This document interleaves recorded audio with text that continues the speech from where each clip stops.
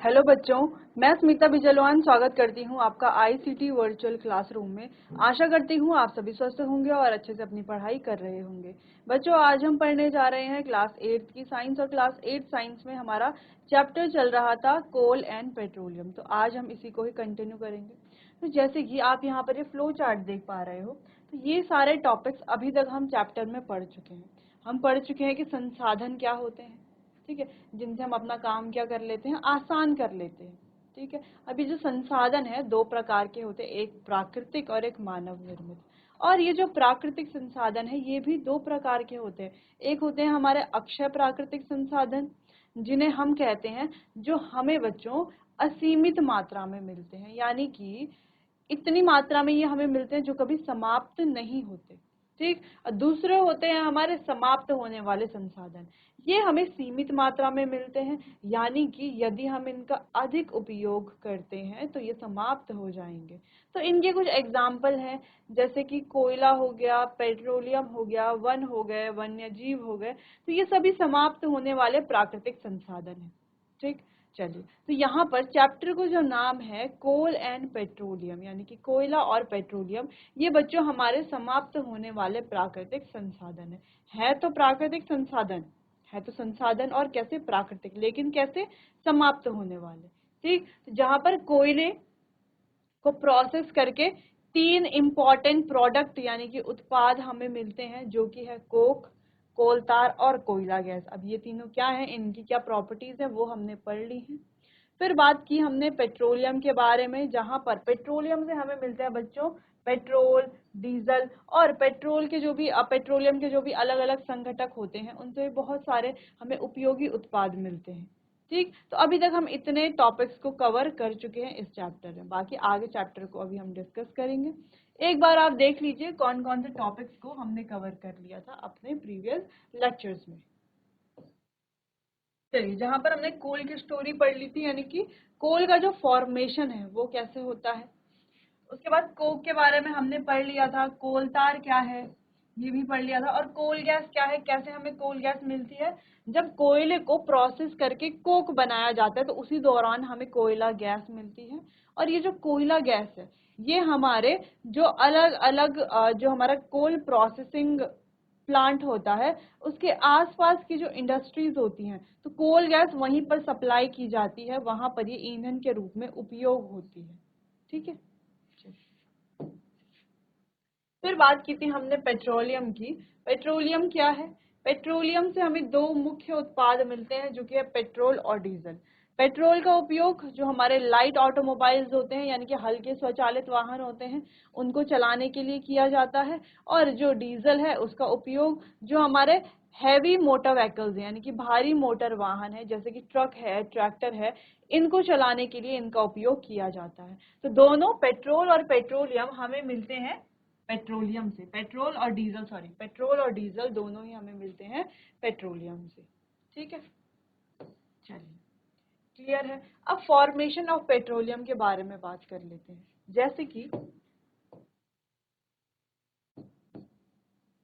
जैसे हमने कोयले के फॉर्मेशन की बात की ना, कि कोयला कैसे बनता है, कैसे जो हमारे निचले जलीय क्षेत्रों में घने जंगल थे, घने वन थे, कैसे प्राकृतिक आपदा के कारण वो मृदा में दफन हो गए।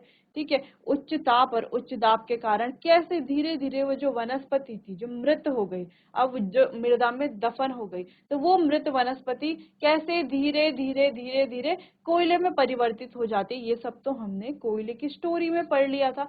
अब हमें यहाँ पर ऐसे ही पेट्रोलियम की स्टोरी भी पढ़नी है, कि कैसे पेट्रोलियम बनता है, कैसे वो फॉर्मेशन उसकी होती है। ठीक है, चलिए स्टडी करते हैं, स्टार्ट करते हैं। Petroleum was formed from the organism living in the sea। तो पेट्रोलियम जो है वो कैसे बनता है, उन ऑर्गेनिज्म से बनता है जो हमारे समुद्र में रह रहे हैं। ठीक, समुद्र में रहने वाले जीवों से बनता है। दूसरी चीज, एज दिस ऑर्गेनिज्म डाइड, जैसे जैसे ये ऑर्गेनिजम्स यानी कि ये जो जीव जंतु हैं, ये जो प्राणी हैं, जब ये मृत हो जाते हैं तो इनके जो मृत शरीर है यानी कि जो इनकी बॉडीज हैं, ये समुद्र के बॉटम में यानी कि सबसे नीचे, जैसे अगर हम कहें ये हमारे पास एक ग्लास है, ठीक है, ग्लास में हमने पानी भरा हुआ है, तो ग्लास में हम एक चम्मच मिट्टी डालते हैं, तो मिट्टी कहाँ जाती है, सीधा ग्लास के बॉटम में जाती है, यानी कि ये होता है बॉटम पार्ट और ये होता है सरफेस पार्ट। ठीक है, तो आपको ध्यान रखना है ये है बॉटम पार्ट, सबसे नीचा पार्ट होता है, सबसे नीचे। ठीक है, यानी कि अगर हम इस पानी में एक सिक्का डालते हैं तो सिक्का कहाँ चला जाएगा, सीधा बॉटम में चला जाएगा ना, कि सरफेस पे रहेगा या बीच में फ्लोट करता रहेगा, है ना। ना तो वो बीच में तैरेगा, ना ही वो इसके सबसे ऊपर वाले पार्ट यानी कि सरफेस में रहेगा, कहाँ चला जाएगा, सीधा बॉटम में चला जाएगा। तो वैसे ही समुद्र में रहने वाले जो ये जीव हैं, ये जो ऑर्गेनिज्म है, जब ये मृत हो जाते हैं तो इनके मृत शरीर कहाँ चले जाते हैं, समुद्र के बॉटम में। ठीक है, यानी कि पेंदे में जाकर के सेटल हो जाते हैं, and got covered with layers of sand and clay. और मिट्टी की जो अलग लेयर्स हैं, क्ले की जो लेयर्स हैं, रेत की जो लेयर है यानी कि तहे हैं, उनसे ढक जाते हैं।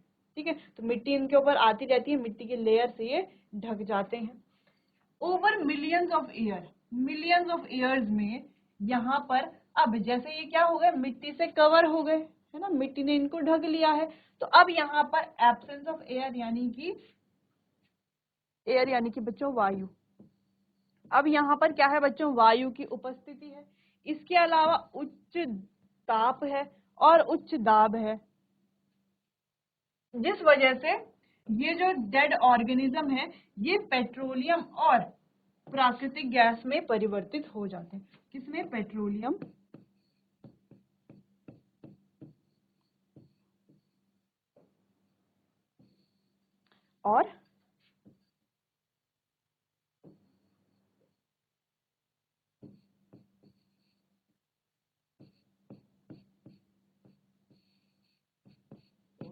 और प्राकृतिक गैस में परिवर्तित हो जाते हैं।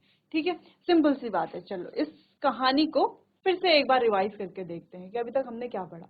हमने ये पढ़ा कि देखो जो पेट्रोलियम है उसका फॉर्मेशन कैसे होता है, कैसे पेट्रोलियम बनता है, और जब पेट्रोलियम बनता है तो सिर्फ अकेला पेट्रोलियम नहीं बनता, तो ये हमें ध्यान रखना है, पेट्रोलियम के साथ नेचुरल गैस भी बनती है।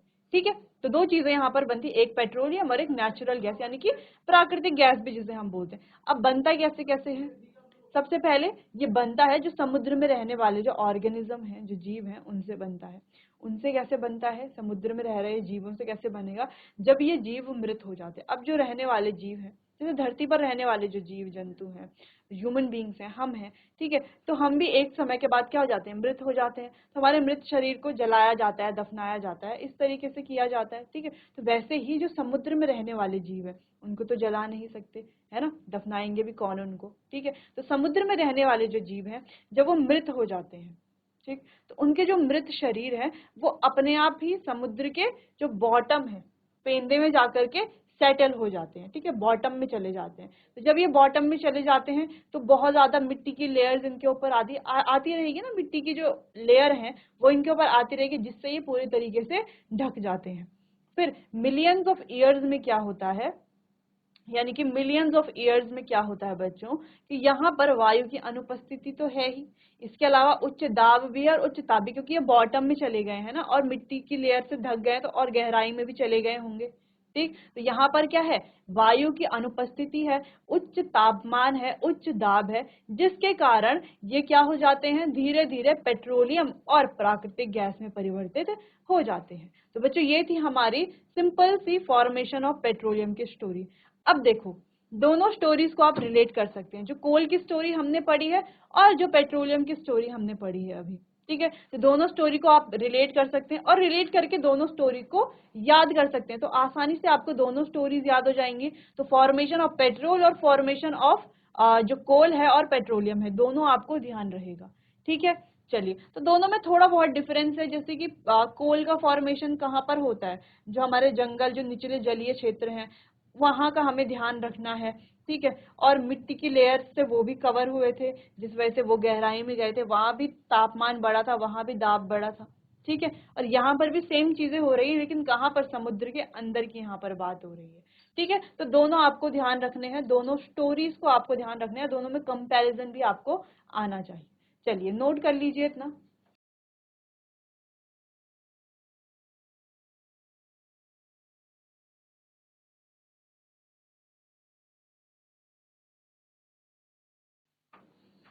चलिए, तो इतना क्लियर है, आगे बढ़ते हैं।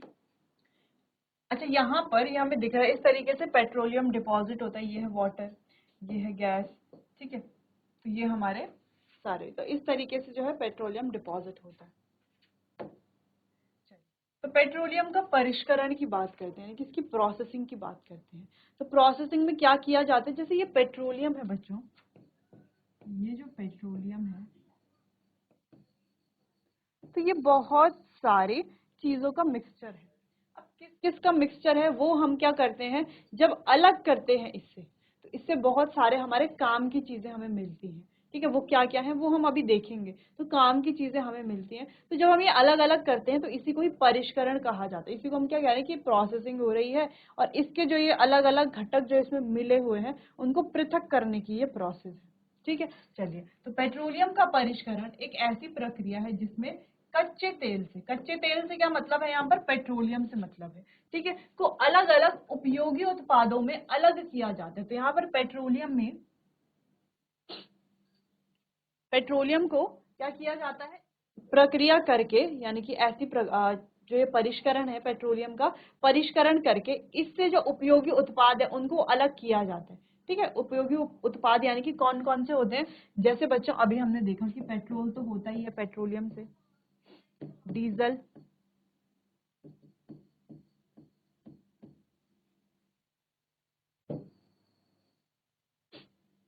क्या क्या मिलता है हमें,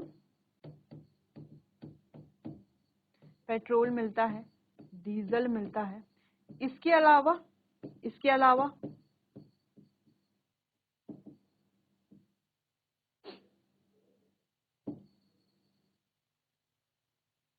इसके अलावा और हमें क्या क्या मिलता है, इसके अलावा हमें पैराफिन मोम मिलता है, इसके अलावा हमें पैराफिन वैक्स मिलता है, ठीक है। इसके अलावा पैराफिन वैक्स के अलावा बच्चों हमें बहुत सारे ऑइंटमेंट्स मिलते हैं, कैरोसिन हमें मिलता है, कैरोसिन हमें मिलता है, ल्यूब्रिकेटिंग ऑयल हमें मिलता है, ठीक है। यानी कि बहुत सारी चीजें हमें यहाँ पर किससे मिल रही है, पेट्रोलियम से मिलती हैं।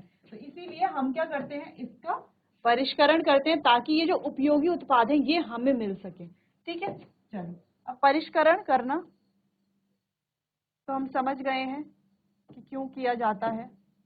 आगे बढ़ते हैं।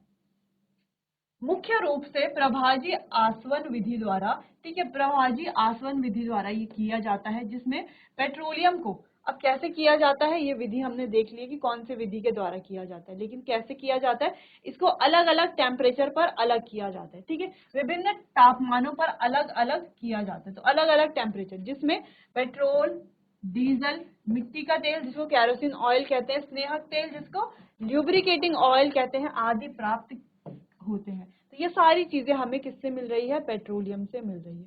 कैसे मिल रही है, पेट्रोलियम का परिष्करण करके उससे इतने सारे उपयोगी उत्पाद हमें मिल रहे हैं। दूसरी चीज कैसे मिल रहे हैं, कैसे मिल रहे हैं, प्रभाजी आसवन की विधि द्वारा मिल रहे हैं। और कैसे मिल रहे हैं, इनको विभिन्न तापमानों पर अलग अलग किया जाता है, अलग अलग टेम्परेचर पर इनको सेपरेट किया जाता है, यानी कि पृथक किया जाता है, ठीक। चलिए, इतना क्लियर है, इतना नोट कर लीजिए।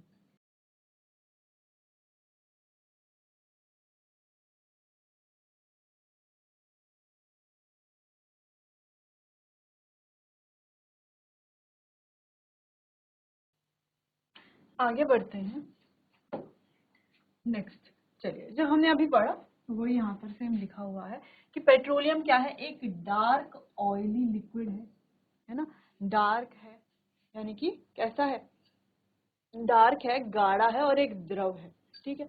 It has an unpleasant oil, और इसकी जो स्मेल है कैसी है, अनप्लीजेंट है। जैसे आपने पेट्रोल से देखी होगी, पेट्रोल की स्मेल ली होगी या डीजल की स्मेल ली होगी, कैसी होती है, थोड़ा अनप्लीजेंट होती है, अप्रिय होती है, ठीक है। हो सकता है किसी को अच्छी लगती हो। It is a mixture of various constituent. अब इसमें देखो इतने सारे विभिन्न संघटक हैं, ठीक है। क्या है, विभिन्न संघटक है। कौन कौन से, देखो पेट्रोलियम गैस है, अगला पेट्रोल है, डीजल है, ल्यूब्रिकेटिंग ऑयल है, पैराफिन मोम है, या जिसको हम पैराफिन वैक्स कहते हैं, लुब्रिकेटिंग ऑयल यानी कि जो स्नेहन तेल है हमारा, ठीक है, स्नेहक तेल। फिर हमारा डीजल है, पेट्रोल है, पेट्रोलियम गैस है, ठीक है। तो इसे सेपरेट कैसे किया जाता है, the process of separating the various constituent fraction of petroleum is known as refining. अब ये जो प्रोसेस है इसे क्या कहा जाता है, रिफाइनिंग कहा जाता है, वही परिष्करण। ठीक है, क्या कहा जाता है, रिफाइनिंग या परिष्करण। रिफाइनिंग का मतलब क्या है कि इसे अच्छे से रिफाइन किया जाता है और इससे जो उपयोगी उत्पाद है उनको अलग किया जाता है। ठीक है, और ये प्रोसेस होती कहाँ है, ये जो परिष्करण है पेट्रोलियम का, ठीक है, जो पेट्रोलियम का परिष्करण है ये किया कहाँ पर जाएगा, सिंपल सी बात है, पेट्रोलियम रिफाइनरी यानी कि पेट्रोलियम परिष्करणी में ही ये प्रोसेस होगी, पेट्रोलियम परिष्करणी में ये प्रोसेस की जाएगी। सिंपल, चलिए नोट कर लीजिए इतना।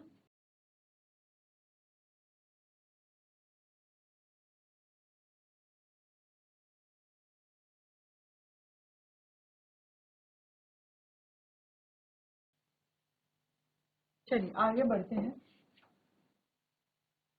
कुछ और इम्पोर्टेंट चीजें हमें यहाँ पर देखनी है। पेट्रोलियम और प्राकृतिक गैस से अनेक उपयोगी पदार्थ प्राप्त किए जाते हैं, पेट्रोलियम से और प्राकृतिक गैस से। इन्हें पेट्रो रसायन कहते हैं। अच्छा, इन्हें क्या कहा जाता है ये आपको ध्यान रखना है, पेट्रो रसायन कहा जाता है। इनका उपयोग उपमार्जक रेशे, पॉलिस्टर, नायलॉन, एक्रिलिक आदि, पॉलीथीन और अन्य मानव निर्मित प्लास्टिक आदि के औद्योगिक निर्माण में किया जाता है। तो जो भी मानव निर्मित प्लास्टिक है, जो भी हमने यहाँ पर देखा, नायलॉन है, एक्रिलिक है, ठीक है, पॉलीथीन है, इनमें इनका उपयोग किया जाता है। दूसरी चीज, प्राकृतिक गैस से प्राप्त हाइड्रोजन गैस का उपयोग उर्वरकों यानी कि यूरिया के उत्पाद हेतु किया जाता है। तो प्राकृतिक गैस जो है, जो हमारी नेचुरल गैस जिसे हम कहते हैं, तो नेचुरल गैस से जो हमें हाइड्रोजन गैस प्राप्त होती है उसका उपयोग यूरिया के उत्पादन हेतु किया जाता है, जो हम फसलों में डालते हैं, है ना, फसलों में खाद के रूप में उसे प्रोवाइड किया जाता है। अब आप अपने बहुत अधिक व्यावसायिक महत्व के कारण पेट्रोलियम को काला सोना यानी कि ब्लैक गोल्ड भी कहा जाता है। तो पेट्रोलियम को बच्चों ब्लैक गोल्ड भी कहा जाता है, काला सोना भी कहा जाता है। क्यों कहा जाता है काला सोना, क्योंकि ये बहुत ज्यादा महत्वपूर्ण है और इस कितने सारे महत्व, कितनी ज्यादा इंपॉर्टेंस इसकी है, कितने सारे उत्पाद हमें इससे मिल रहे हैं, कितने सारे इंपॉर्टेंट चीजें जो है इससे बन रही हैं। ठीक है, इसीलिए इसे क्या कहा जाता है, काला सोना यानी कि ब्लैक गोल्ड।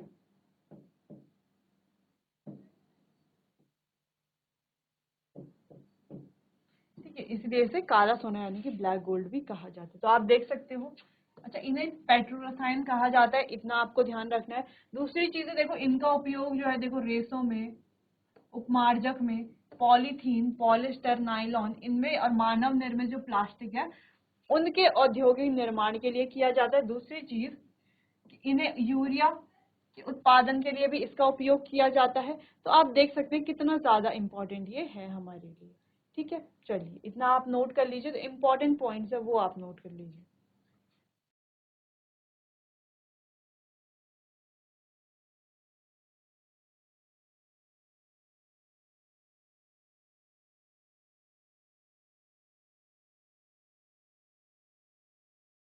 आगे बढ़ते हैं। नेक्स्ट, अब कुछ यूजेस के बारे में बात करते हैं। ठीक है, जैसे सबसे पहले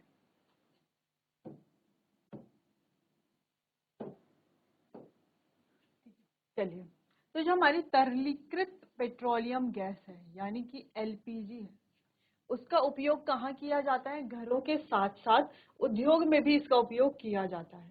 ठीक है, एलपीजी, एलपीजी है क्या, वैसे तो अगर हम कहें एलपीजी बच्चों है तो पेट्रोलियम गैस, लेकिन उसे क्या किया गया है, लिक्विफाई किया गया है। ठीक है, नेक्स्ट है हमारा डीजल और पेट्रोलियम का उपयोग वाहनों में किया जाता है। जैसे कि डीजल का उपयोग तो भारी मोटर वाहनों के लिए किया जाता है और पेट्रोल का उपयोग हल्के मोटे वाहन हल्के वाहनों के लिए किया जाता है। ठीक, अगला, पेट्रोल का उपयोग ड्राई क्लीनिंग के लिए और विलायक के रूप में किया जाता है, यानी कि ड्राई क्लीनिंग के लिए इसका उपयोग किया जाता है पेट्रोल का, और दूसरी चीज विलायक के रूप में यानी कि जो हमारा सॉल्वेंट होता है उसके रूप में भी इसका उपयोग किया जाता है। केरोसिन का उपयोग स्टोर और जेट विमानों के में ईंधन के रूप में किया जाता है। स्नेहक तेल मशीन के टूटे फूटे और क्षरण को कम करता है। अगला, पैराफिन मोम का उपयोग मोमबत्तियां बनाने के लिए किया जाता है या मलहम स्याही क्रेयॉन्स के लिए किया जाता है।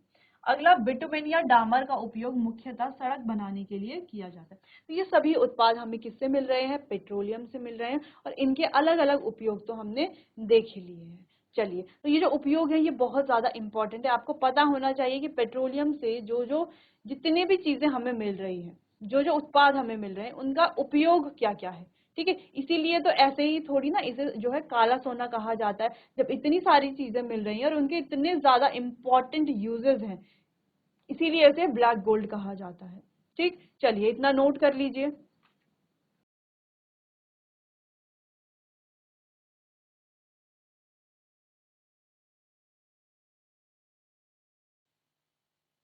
तो बच्चों, आपने नोट कर लिया होगा कि जो हमारा पेट्रोलियम है उसके मुख्य उत्पाद क्या क्या हैं और क्या क्या उनके यूजेस हैं। तो आज के लिए बस इतना ही, बाकी चैप्टर को कंटिन्यू करेंगे अपने आने वाले अगले सेशन में। तब तक के लिए आपका बहुत बहुत धन्यवाद।